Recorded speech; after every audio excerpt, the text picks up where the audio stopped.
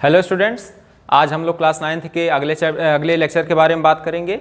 तो अगला पॉइंट है डिस्टेंस एंड डिस्प्लेसमेंट। ठीक है, तो सबसे पहले हम लोग इसकी परिभाषा देखते हैं। डिस्टेंस की क्या है?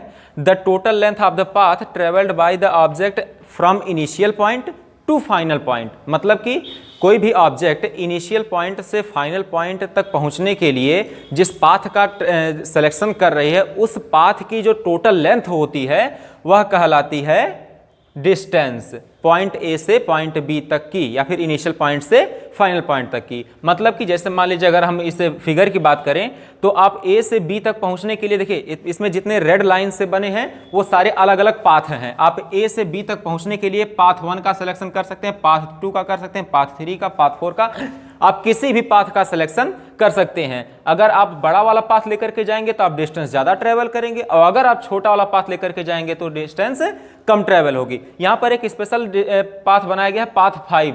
यह भी एक डिस्टेंस ही है, लेकिन ये ए और बी के बीच में शॉर्टेस्ट डिस्टेंस है। ठीक है, अगर हम आगे बात करते हैं डिस्प्लेसमेंट की। डिस्प्लेसमेंट क्या है? तो displacement is the least possible distance, या फिर distance is the shortest possible distance from initial point two final point. मतलब इनिशियल पॉइंट से लेकर के फाइनल पॉइंट तक के बीच की जो सबसे शॉर्टेस्ट पॉसिबल डिस्टेंस होगी वही कही जाती है डिस्प्लेसमेंट। अगर हम यहां पे बात करें फिगर में, तो ए और बी के बीच में जो सबसे छोटी पॉसिबल डिस्टेंस है वह है पाथ नंबर 5। अब अगर इस पाथ नंबर 5 के अलावा हम कोई भी और पाथ सेलेक्ट करते हैं तो वह इससे थोड़ा सा ही ज्यादा हो, लेकिन पक्की बात है ज्यादा होगा, और वह हमारे जो क्या कहते हैं परिभाषा है, हमारी जो डेफिनेशन है उसको डिनाई कर दे। क्योंकि हमारी डेफिनेशन ही कहती है इनिशियल पॉइंट और फाइनल पॉइंट के बीच की जो शॉर्टेस्ट पॉसिबल डिस्टेंस हो वह डिस्प्लेसमेंट कही जाएगी। तो अगर आप फिगर में कहना चाहें तो पाथ 1 एक डिस्टेंस है, पाथ 2 भी एक डिस्टेंस है, 3 भी एक डिस्टेंस है, और 4, ये पाथ 1 2 3 4 चारों कोई ना कोई एक अलग अलग डिस्टेंस है जो पॉइंट ए से पॉइंट बी तक जाती हैं। आप किसी भी पाथ का सिलेक्शन करके पहुंच सकते हैं, लेकिन आप भले से पाथ A1 लें या 2 लें, लेकिन अगर आप डिस्प्लेसमेंट की बात करेंगे कि ए पॉइंट से बी पॉइंट तक के बीच की डिस्प्लेसमेंट कितनी है, तो वह डिस्प्लेसमेंट कितनी होगी? पाथ 5 की लेंथ के बराबर। ठीक है, अब हम लोग आगे देखेंगे कि डिस्टेंस और डिस्प्लेसमेंट के बीच में डिफरेंस क्या है। तो स्टूडेंट्स, अब हम लोग डिस्टेंस और डिस्प्लेसमेंट के बीच में डिफरेंस जानेंगे, क्या क्या डिफरेंस होते हैं। तो सबसे पहली बात, तो दोनों के बीच में जो डिफरेंस है वह उनकी परिभाषा का ही डिफरेंस है, उनकी डेफिनेशन का ही डिफरेंस है। डेफिनेशन क्या है? डिस्टेंस की डेफिनेशन है कि the total length of the path travelled by the object. किसी ऑब्जेक्ट द्वारा जो ट्रेवल्ड पाथ है उसकी टोटल लेंथ जो होती है वह कहलाती है डिस्प्लेसमेंट। जबकि जो डिस्प्लेसमेंट है वह इनिशियल और फाइनल पॉइंट के बीच में सिर्फ डिपेंड करती है, उनके बीच की शॉर्टेस्ट पॉसिबल डिस्टेंस। ए और बी के बीच में अगर आपको डिस्टेंस दिखाना है तो आप डिस्टेंस कुछ भी शो कर सकते हैं, आप पाथ के ऊपर आपके निर्भर करेगा।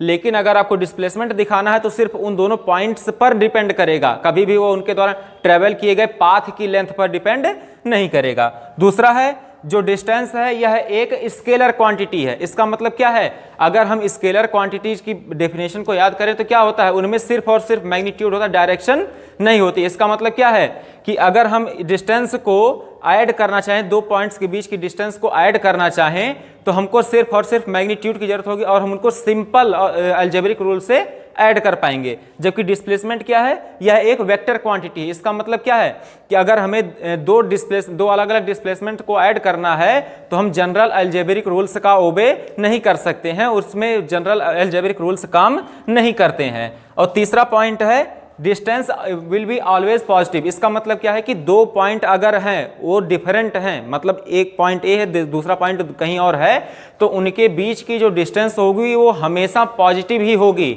और जबकि डिस्प्लेसमेंट डिपेंड करता है कि आपकी इनिशियल और फाइनल पोजीशन क्या है, इसी आधार पर वह पॉजिटिव भी हो सकता है, नेगेटिव भी हो सकता है और जीरो भी हो सकता है। अगर आपके इनिशियल और फाइनल पॉइंट्स, जैसे मान लीजिए आप पॉइंट ए से चलना शुरू कर रहे हैं, पॉइंट ए से चल करके आप पॉइंट बी पर गए, उसका फिर पॉइंट बी से वापस पॉइंट ए पर आ गए, तो आपकी इनिशियल पॉइंट तो ए है और फाइनल पॉइंट भी ए है, तो आपके इनिशियल पॉइंट और फाइनल पॉइंट के बीच में कोई डिफरेंस ही नहीं है। इसका अर्थ क्या हुआ कि आपकी डिस्प्लेसमेंट टोटल जीरो हो जाएगी। और जबकि हम डिस्टेंस की अगर बात करें तो आप ए और बी के बीच की डिस्टेंस अगर मान लीजिए 10 किलोमीटर है, तो आप एक बार ए से बी तक जाने में और वापस बी से ए तक आने में टोटल 20 किलोमीटर की डिस्टेंस ट्रेवल कर चुके हैं।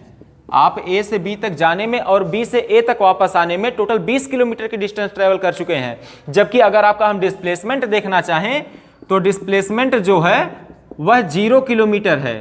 क्यों? क्योंकि आपकी इनिशियल पॉइंट और फाइनल पॉइंट दोनों के दोनों सेम है। ठीक है, इसके आगे हम जो भी पढ़ेंगे वो अगले लेक्चर में पढ़ेंगे। Thank you.